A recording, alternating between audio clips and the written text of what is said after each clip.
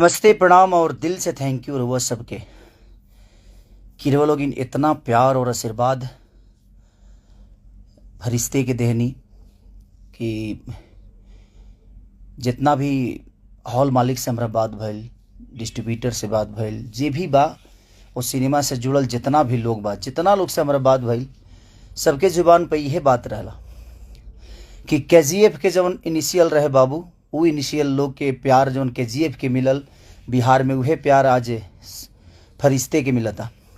तो दिल से प्रणाम। आनंद मंदिर से लेके छपरा से लेके हाजीपुर से लेके सीतामढ़ी से लेके मोतिहारी तक, इनके से आपके पटना के बीना सिनेमा, हर जगह से एगो इतना पॉजिटिव और यह प्यार हम चाहता नहीं कि वो लोग हर दिन दी, हर रोज़ अगर यह प्यार मिल गई ना, ज़्यादा से ज़्यादा 4 सप्ताह ये प्यार और आशीर्वाद रहुआ सबके जे भी देख ले बा, लागत है कि ना ये बेहतर सिनेमा बा, परिवार के साथ देखे लायक बा। तो प्लीज़ रहुआ सभी देखिए करा के। रहुआ लोग अगर एक बार देख लेनी ना तो सच कहता नहीं कि भोजपुरी के कायनात रहुआ सब बदल सकीले। आज आनंद मंदिर गेट तक ले टूट गई है। एगो वीडियो आई रहा हमारा लगे, देख के अच्छा लागल है, ठीक बा, नुकसान भइल, लेकिन पहली बार आज एगो साउथ फिल्म के केजीएफ के तरह ओपनिंग, माने बहुत दिन बाद हमके लागत है 4 से 5 साल बाद ऐसा दृश्य भोजपुरी सिनेमा के देखे के मिलल बा, भोजपुरी एक्टर के देखे के मिलल बा, भोजपुरी डायरेक्टर के देखे के मिलल बा। आई सब रउआ सबके प्यार और आज लोग साबित कर देनी कि अगर बेहतर सिनेमा केहू करी तो अभी अपन भोजपुरी के जनता अभी लुप्त नहीं भइल। भोजपुरी के जनता आज भी जागल बा। अगर बेहतर सिनेमा हुई तो ओकरा खातिर वो सब अपन दिलो जान लगा देव कि हाँ हमनी के एगो बड़ा स्तंभ खड़ा करे के बा।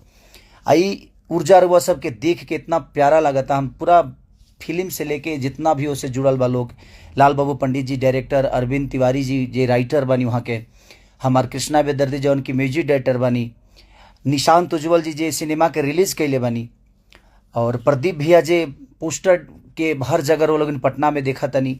तो दिल से सबके प्रणाम। हमारे रेड्डी साहब जो उनकी साउथ से बनी, और जितना भी हॉल मालिक रउआ सभे बानी, सबके दिल से प्रणाम। और सबसे ज़्यादा प्रणाम जनता के कि रउआ लोग जौन प्यार और आशीर्वाद उस सिनेमा के दे तनी, दिल से मने रउआ लोग सराहनीय के लायक बनी, बधाई के पात्र बनी। रउआ सभे दिल से प्रणाम बा कि ऐसा ही हर जगह जितना वीडियो हमारा लगे आइल बा, कितना शेयर करी आदमी, लेकिन ऐसा ही रउआ लोग वीडियो बना शेयर करी जे भी बा।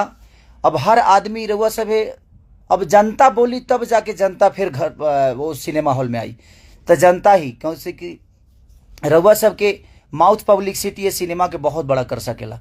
और बहुत दिन बाद एगो बेहतर सिनेमा कोशिश कैले बा आदमी और काम कैले बा। और वो लोग जरूर बताए देखला के बाद कि वो लोग इनके खेसारी अपना बेटा के काम कैसे लगल, अपना भाई के काम कैसे लगल। कोशिश हमनी के अच्छा के लिए बनी जा कि बुरा के लिए बनी जा, एमे और का हो सकेला, गलती भी अगर होके तो लोग जरूर एक रह के निकालब कि हाँ बाबू अभी और करना है, और हमें अभी करना है, हम थके नहीं हैं। हम चाहते हैं कि भोजपुरी सिनेमा का कैनवास इतना बड़ा हो कि हम भी 100 करोड़ और 200 करोड़ का धंधा करें और 300 करोड़ फिल्म बनाने की क्षमता रखें, क्योंकि आप सब चाहेंगे तभी हो सकता है।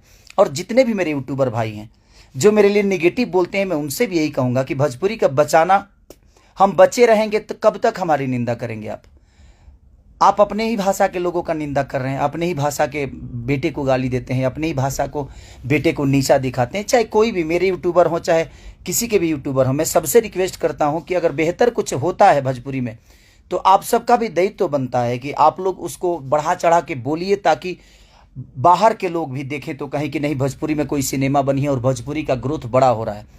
आप लोग सोशल साइट पे उसको अगर निंदा करेंगे, अच्छी चीज़ों को भी अगर गलत ठहराएंगे ना, तो मुझे लगता है कि हमारा भोजपुरी भाषा नहीं बचेगा।